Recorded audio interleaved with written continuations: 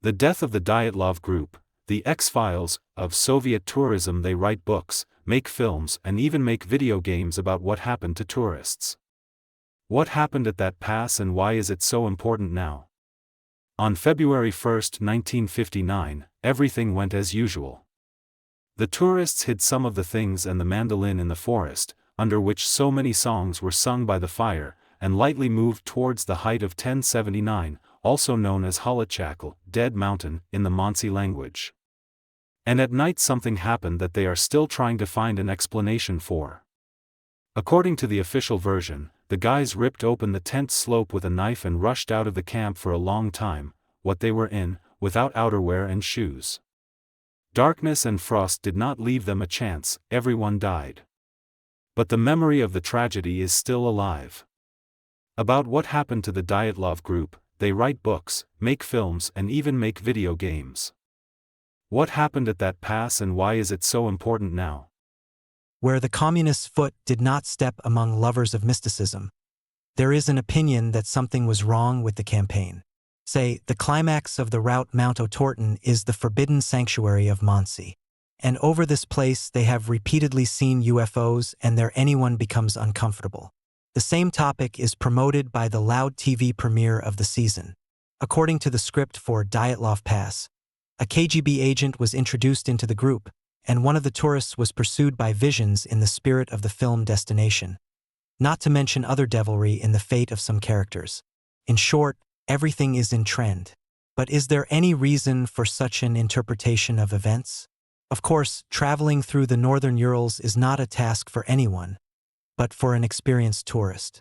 This was the head of the group, Igor Dyatlov, a fifth-year student of the Ural Polytechnic University, UPI. Since 1958, he planned the route, gathered a team and thought over every little thing. For example, the guys took with them a special compact stove created by Igor. Dyatlov's company was made up of 4 of the same UPI students and 3 more university graduates: Georgy Krivonishenko, Nikolai Thibault-Brignol and Rustam Slobodin. All had camping experience, including extreme. One of the girls, Zinaida Kalmogorova, was once bitten by a viper. And the second, Ludmila Dubinina, was accidentally shot in the leg by a hunter in 1957. They knew it wasn't a walk in the park waiting for them. Ordinary young people of that time are brave, strong, but certainly not mysterious.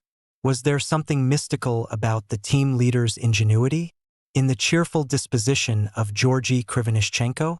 Or the fact that Alexander Kolevatov was the only one from the whole company who smoked the pipe? At the last moment, the group was joined by its oldest member, 38-year-old Semyon Alexander Zolotarev. He is most often called a dark horse or a KGB agent, as the authors of the series did. But there is another version. Zolotarev had to go hiking to get the title of Master of Sports and a position at the campsite. At first he asked for another group, but then chose a shorter route. Too strange throwing for a special person on a mission, don't you think? So that there would be no problems due to absence from work and study, they decided to coincide with the XXI Congress of the CPSU. On this occasion, it was possible to knock out some financial support from the institute. On January 23rd, when the training camp was over, the guys took the train and drove from Sverdlovsk, now Ekaterinburg, to Serov, where they had a conflict with the forces of law and order.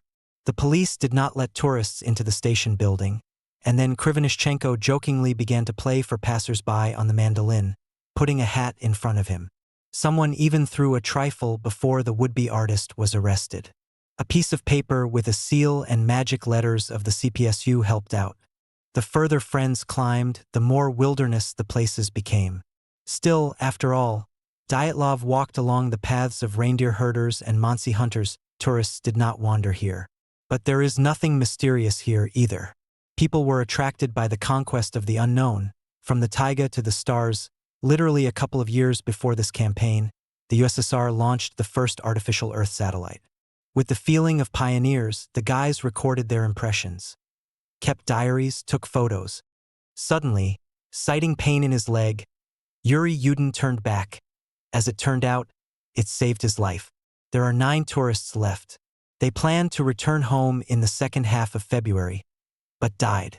There is no evidence of what exactly happened at the pass, unlike the rest of the stages of the campaign. The investigation was carried out twice, in 1959 and 60 years later. Both times, the official version that spontaneous forces are to blame for everything aroused the distrust of skeptics. Are there any similar cases? As before, the keen interest in the tragedy in the Northern Urals could be explained if this incident turned out to be one of a kind. But as long as braves challenge wildlife, there remains a risk. So the example with the Dyatlov group, alas, is not the only one.